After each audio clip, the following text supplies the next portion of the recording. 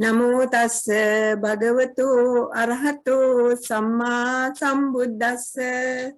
Namo tassa bhagavato arahato samma sambuddhassa. Namo tassa bhagavato arahato samma sambuddhassa. Friends,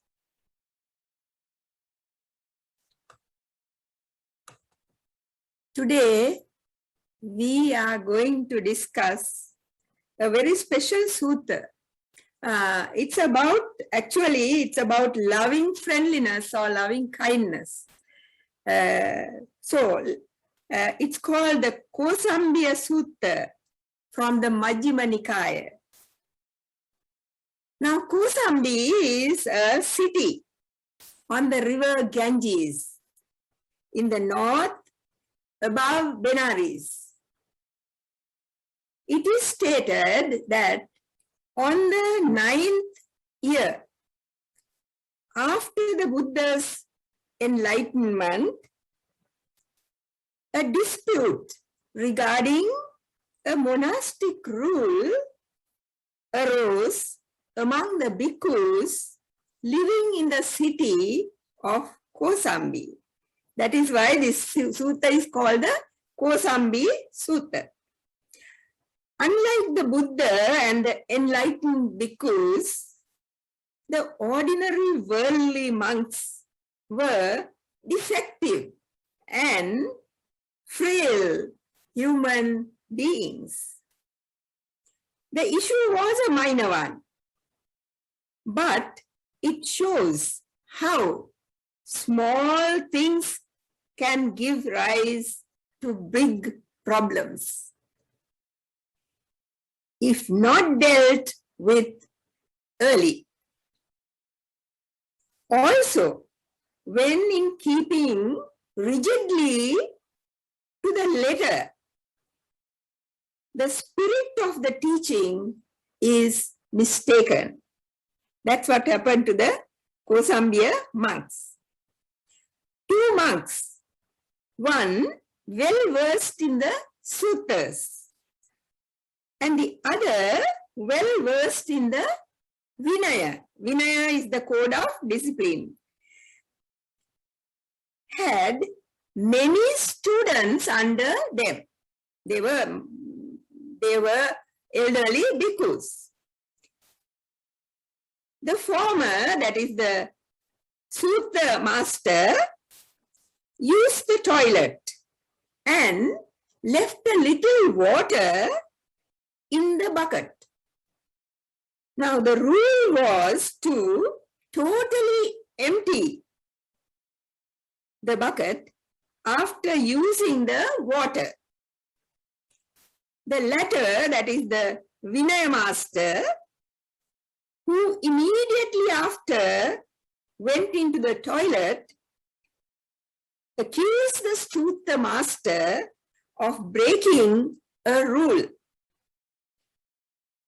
Though he apologized, the Sutta master apologized and said that he was not aware of the rule. The Vinaya master told his supporters, his students, about it, and a big argument led to a great dispute with both sides verbally abusing and hurting each other. According to the Vinaya, when someone apologizes for a minor fault, the recipient, the one to whom the apology is given, should not reject it and keep on blaming the person. That is the rule. But it didn't happen that way. When the Buddha was informed, he asked these hostile monks if they could show loving kindness by body, speech, and mind in public and in private towards their companions in the holy life, while they were quarreling, brawling, and stabbing each other with verbal daggers. That's what the Buddha said. The quarreling monks said they are not maintaining loving kindness to each other.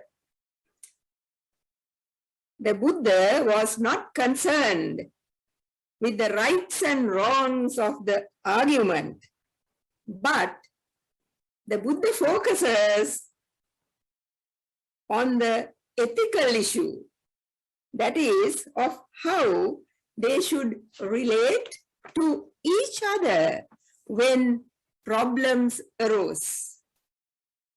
The lesson taught by the Buddha relates to the practice, whether one is a monastic or lay person. When problems arise, not to react angrily and take it as a failure, but know how to apply the Dhamma in such circumstances. At this point, the Buddha, after warning these warring monks that their actions would bring them harm and suffering for a long time, teaches them 6 principles of cordiality that would create reverence, unity, friendliness, and love for each other. See how Buddha tackles these situations. These principles are appropriate for both monastics and lay practitioners. First, the first principle was, by displaying bodily acts of loving kindness or loving friendliness, both in public and private. Now you understand, both in public and private means whether you are alone with that person or whether you are in company. It has to be shown in action. An example of this ideal is in the Chula Gosinga Sutta, or the shorter discourse in Gosinga. Now that's also in the Majjhima Nikaya. That's also another lovely sutta. Now there, in that sutta, you get a few monks, about 3 or 4 monks, who met the Buddha. And one of them, a very great monk later, Venerable Anuruddha, talks about living with his fellow companions, how they live together in the forest. So this is what he says. I think thus. Now, I have not taken the whole conversation just as he said. I just took what is relevant to our conversation today. So he says, I think thus, it is a gain for me that I am living with such companions in the holy life. I maintain bodily, verbal, and mental acts of loving kindness towards them, both openly and privately. I consider, why should I not set aside what I wish to do and do what they wish to do? Now, how many of us will think like that? If there is a controversy, we will definitely try to push our idea forward, right? Now, this is what Venerable Anuruddha said. Now, I have to tell you, this Venerable Anuruddha, out of all the 4, was the most senior. But this is what he thinks. Then he says, we are different in body, but one in mind. See how great they were. Now that is the first principle that the Buddha said, bodily acts of loving kindness. Now the second one is by displaying verbal acts of loving kindness. This means speaking gentle words, inquiring about their health, thanking and being grateful for what they have done. You know, even in lay life, very few people remember when someone has done something. It may be a very small thing, but we have to remember those things, right? So now, for example, now among monastics, a discourse given by an elder, and then showing appreciation for it, right? So that is the second principle. The third principle is to maintain mental acts of loving kindness. Now, we think that if we think something, others cannot see it. That is, thinking of the other or others with loving kindness. When we think of others with loving kindness, you can see it in the face, right? Develop meditation on loving kindness every day for even 5 to 10 minutes. Then anger and ill will not remain in the mind. Speech motivated by negative emotions has a powerful effect, even if it's conducted in private. Also, this applies to the thoughts about difficult people. Now, you know, difficult means unfriendly, or, you know, people who always criticize us, and, you know, that kind of people. But when we have this kind of people, even if we maintain silence, the resentment we feel can have a negative effect on ourselves first, which may even overflow onto others. In that case, if that happens, then apologize and be more harmonious in future. Now that's the third one. Then the fourth one is, now this is a very important one even for us, to share things with others. How many of us do? A monastic has no personal private property or possessions, except a few books and robes. But one must share everything. That's what the Buddha says. For example, if one receives robes and other requisites, now this is the time that we get these things, because this is the Katina season after Vassa. So this is the time we get robes and, you know, other requisites and things like that. Then we have to share with others. And Buddha says, even the contents of the bowl, that is when you go on the alms round and when you get food, you bring it back and share with others. That is what it means. The lay people, with regard to this sharing, could help worthy causes in the whole world. It is important to give away a percentage of one's wealth or earnings. Now that is the fourth one. Now the fifth one is the cultivation of these virtues or inner qualities according to the Patimokkha or precepts. Now Patimokkha means the disciplinary code that we have for the monastics. And the precepts are, we also have precepts. Mostly for lay people, there are 5 precepts. So, it is the cultivation of these virtues. But you know, we must not cling to these rules and regulations, thinking that they will bring liberation by following all the precepts, we will not find liberation, right? But there is something. Though observing the precepts helps to gain samadhi or concentration, for unwholesome acts are given up.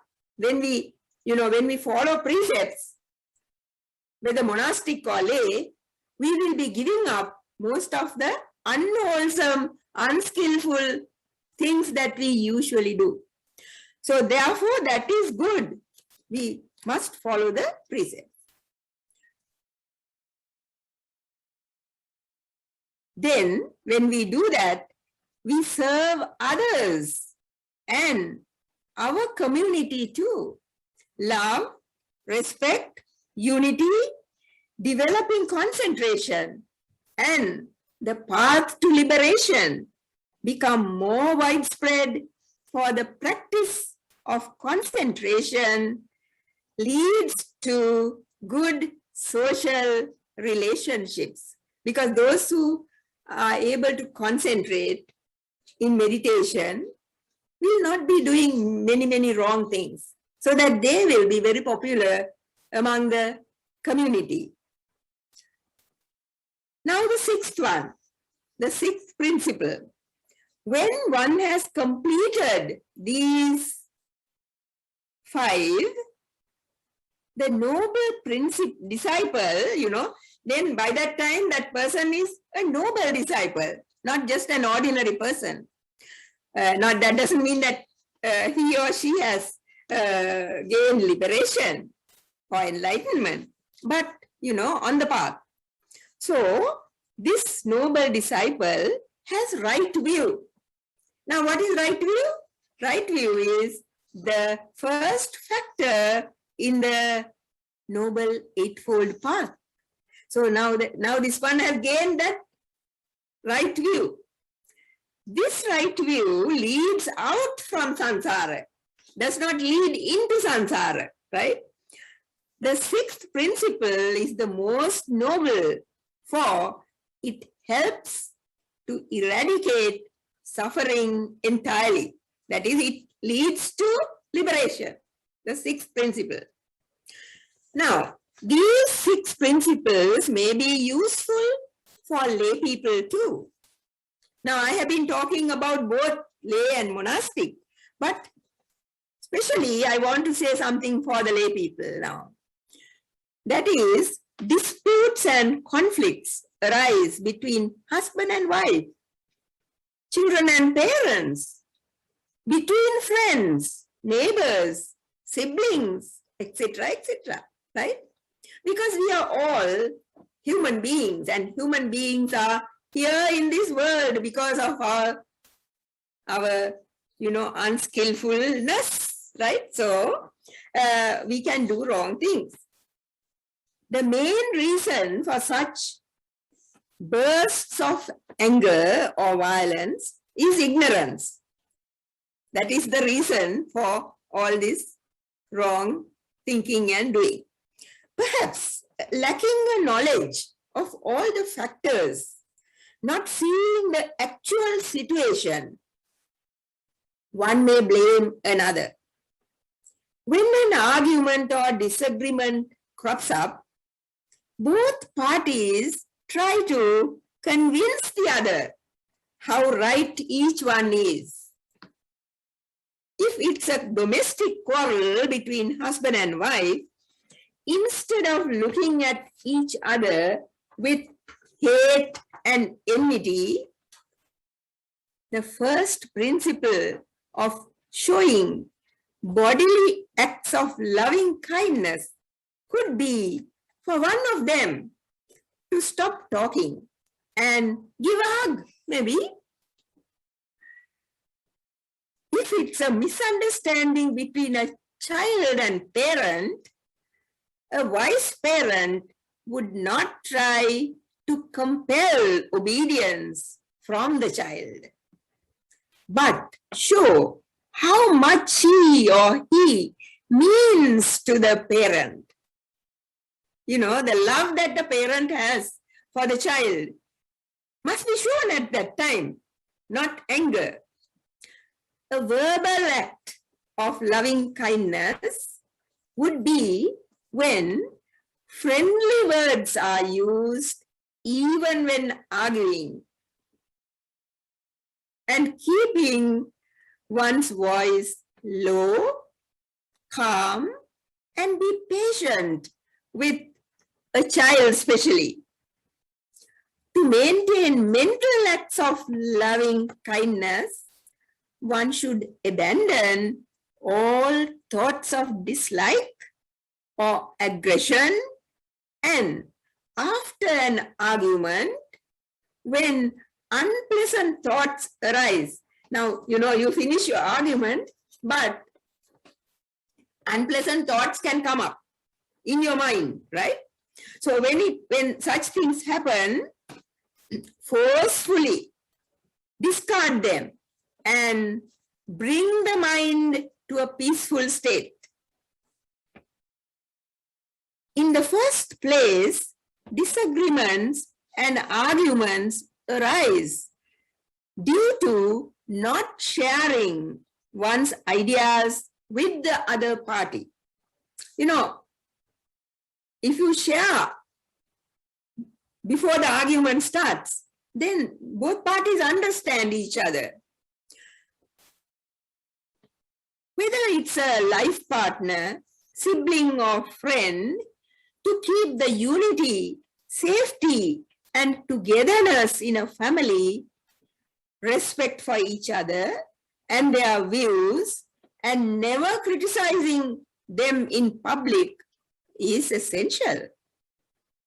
Lay people who follow the Dhamma in this way will be able to gain right view. Now see, when these principles are followed by lay people also, now this was given to the monastics, but even for lay people, when these things are followed, what will happen?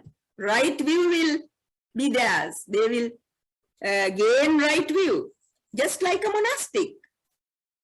With the strength of right view, both lay and monastics could attain the 7 higher knowledges. Now let us see these knowledges. What are they? Right view mostly involves understanding oneself, because we don't understand ourselves. That is why we fall into trouble very often. The Buddha says that a bhikkhu, after going to the forest, now this is for meditation, considers, is there any unreasonable thought or idea that has not been given up by me, so that I cannot see things as they actually are? Now we actually don't see things as they are. That is why we get into trouble, right? So now when you go to meditate, you ask yourself that question: have I not given up everything that will cause me this kind of thinking, of not thinking rightly, not seeing things correctly? Also, the Buddha says that hindrances like sensual desire, ill will, sloth and torpor, and restlessness also may come. And even if they are, you put them down, for the time being, they'll come up again. So that is the way they are. Hindrances are like that. Our thoughts, you see, about this world and the other world may also disturb the mind. Now, when I say this, you might think, what is this? Now, about this world means, some people think when you hear the word emptiness, then there is nothing, everything is empty. But that is also not correct, because there are things, right? But you have to see them in the correct perspective. That is the meaning of, this world. Then about the next world, many people don't have any idea that you are going into another world. They think that this is the only world that there is. So there are things like that which we don't have to argue about. Anyway, so Buddha says that these things can disturb the mind because you keep on thinking about them and they circulate in the mind.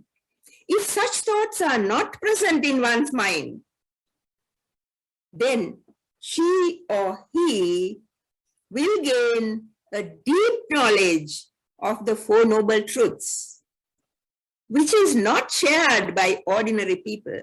Now we read about, we can read hundreds of books about the Four Noble Truths, but still we have no experience of the Four Noble Truths within ourselves. That is why the Buddha says that when someone has come up to this level, see, this level that we have been talking about, then that person may reach the Four Noble Truths, right? This will lead to internal serenity and stillness. Because, now when we meditate also, if we can get concentrated properly, there will be stillness and serenity within us, at least for that time being.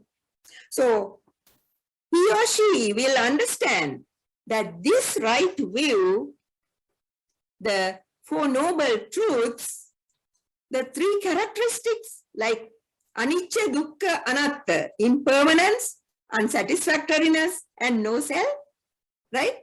Those are the three characteristics of this world, are not to be found outside the Buddha Dhamma. These things, you see, the Four Noble Truths, the dependent origination or Paticcasamuppada, all these things are not there in other disciplines, right? With right view, one will never try to hide a faulty action. Now, there are lots of people, when they make a mistake, they want to hide it. But once you have reached this stage, you will never want to hide, right? But confess it to an elder. Now, we are talking of a monastic, right? And make a resolution not to repeat it. Even if one engages in other activities, now when you are even a monastic, will have other things to do, like dishwashing, right? Or sweeping the compound, or sweeping the building, cleaning the building or whatever, things like that. So even if one is engaged in such activities, the training will always be in one's mind, always thinking of the precepts, always thinking of the training, the practice, right? When the Buddha is teaching, now this is when, during the Buddha's time, you see, when the Buddha is teaching, the Vinaya and the Dhamma, he or she will give total attention. So today the Buddha is not there, but then there are other, monks and nuns and even lay people who give the Dhamma. So it is good to listen properly, listen, and then investigate. You must not just take what is given just as it is. Investigate and see whether this is the truth, right? So during the Buddha, when Buddha is giving the Dhamma, the person must listen carefully and give total attention. Then one will get inspiration and joy. This happiness or joy will lead to concentration during meditation. Finally, she or he would be able to attain stream entry. Now, can you see? For stream entry, this is also another way of going to that. You see, stream entry. That is Sotapanna. This experience is not restricted to only monastics. We hear of many lay people who attain to spiritual states, not only stream entry, even higher states, even without going to any secluded place or forest. What is needed to be done is to educate oneself in the Dhamma and follow the instructions given by the enlightened ones. Of course, they are not living today, but their Dhamma is there. So we have to follow the Dhamma. After gaining right view, naturally, right intention follows. Then right speech, right action, and right livelihood would easily come to such a person. She or he will develop right effort, the most essential factor at this point to overcome whatever sluggishness or laziness that is left. With these factors well cultivated, the noble disciple will gain samadhi, deep concentration, which could lead to the first stage of spiritual attainment, stream entry. So friends, let us put forth effort to gain stream entry in this lifetime, for then we need not be afraid of getting a low rebirth after death. Thank you. So now if you have any questions, please ask.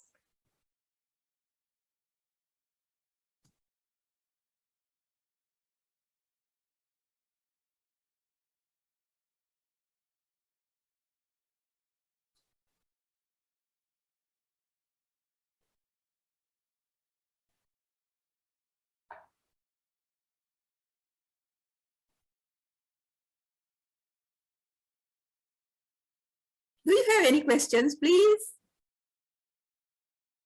Now, if you don't have any questions, I thought we could do the meditation. Now, the meditation today, as I said last time, you know, when someone told me to do the metta meditation, the last time I did the earlier sutta. So I said, yes, I will do it next time. And this time, my sutta talk is also about loving kindness, and this meditation is also on loving kindness. And I must tell you something about this meditation a little bit. You see, this meditation I have taken from one of the suttas that the Buddha gave to the monks. Now, some of you may know when I tell you the title of the sutta, Karaniya Metta Sutta.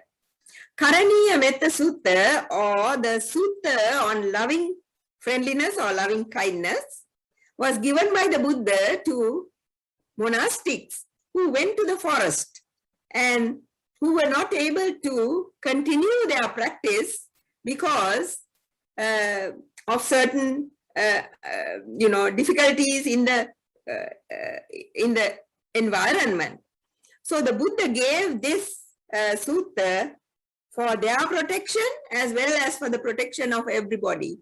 And I have sort of made a meditation with it, not exactly as the sutta is, but from that, based on that sutta.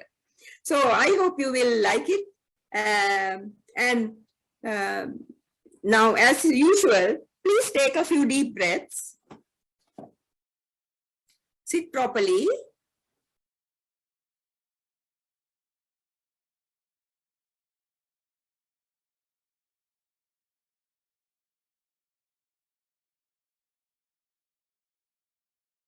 I hope you are ready now. So,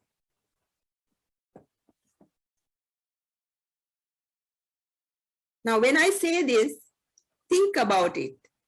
I won't give a long time for you, but just a little bit, right? May all beings be happy and secure. May all beings have happy minds.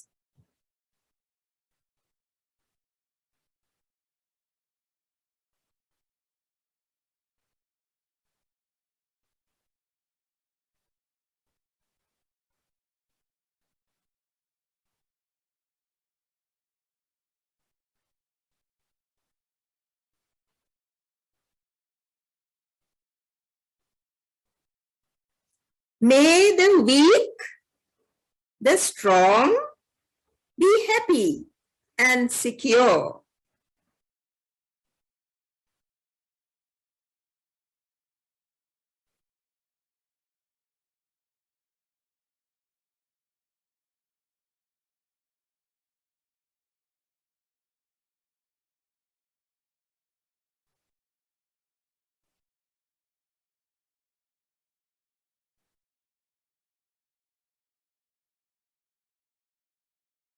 May the long, large, and medium be happy and secure.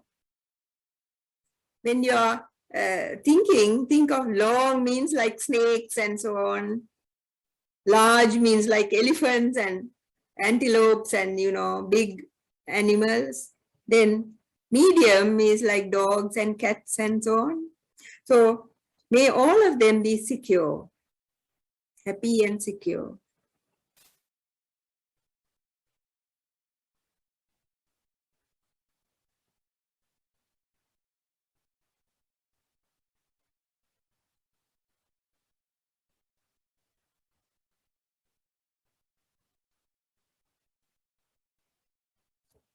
May the short, subtle, and gross be happy and secure.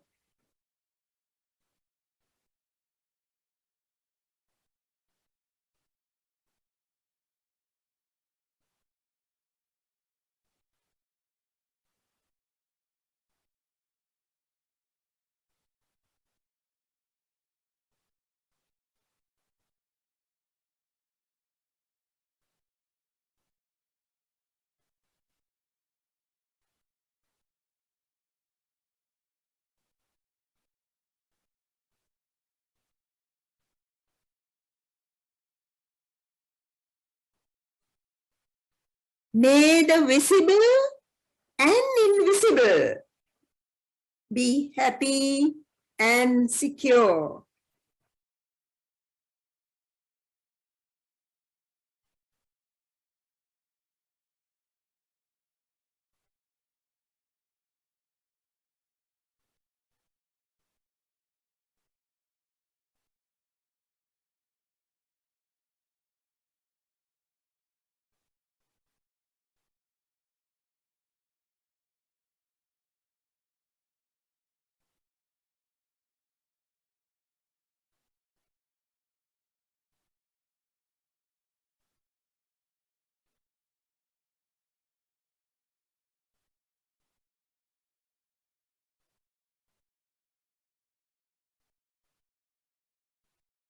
May those living near or far be happy and secure.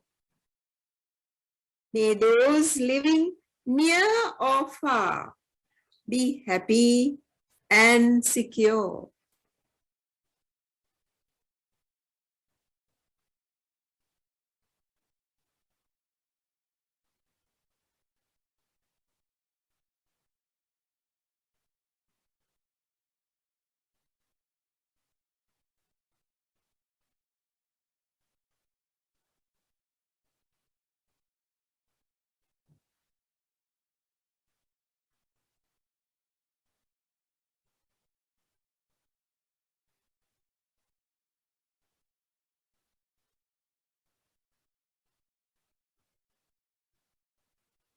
May those coming to birth be happy and secure. Those who are not yet born, but they are about.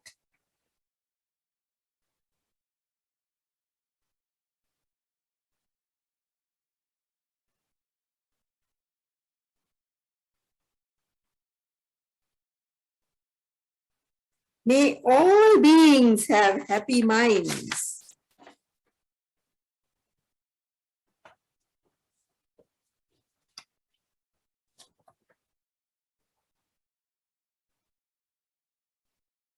May no one deceive another.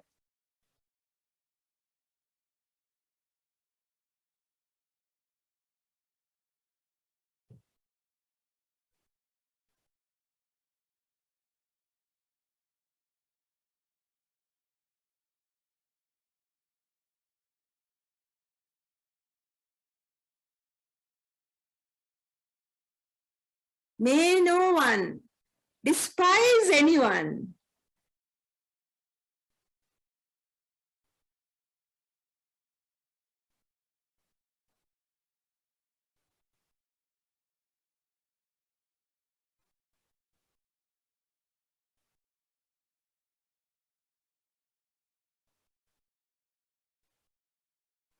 May no one harm another from anger or ill will.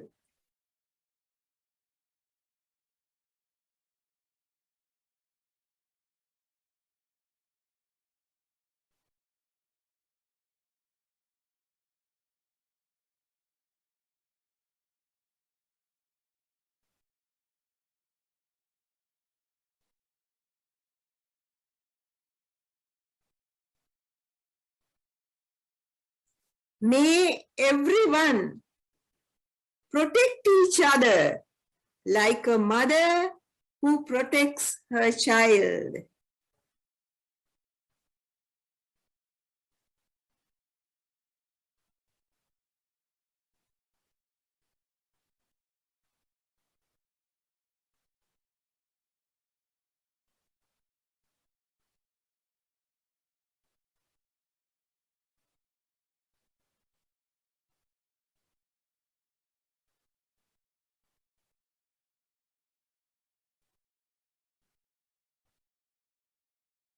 May all cultivate a boundless heart full of loving friendliness.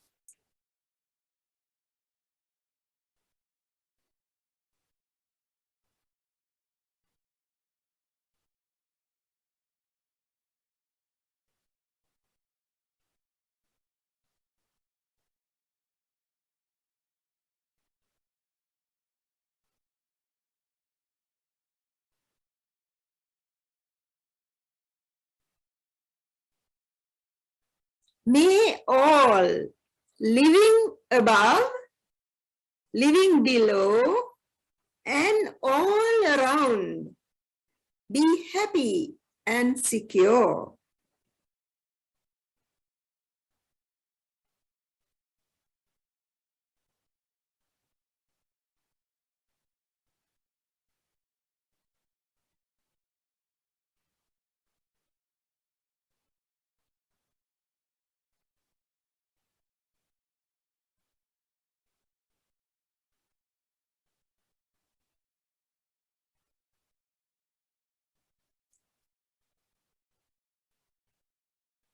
May all beings be happy and secure. May all beings have happy minds.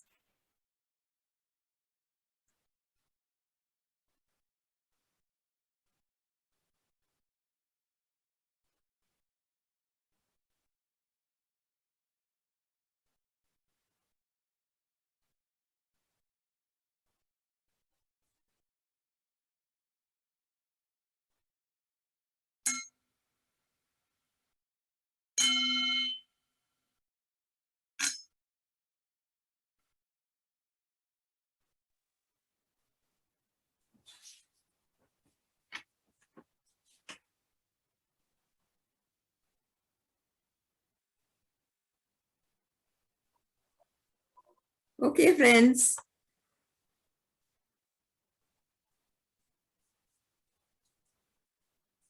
So for today, we have completed the sutta and the meditation. So let us close then by saying sadhu, sadhu, Sadhu. Sadhu.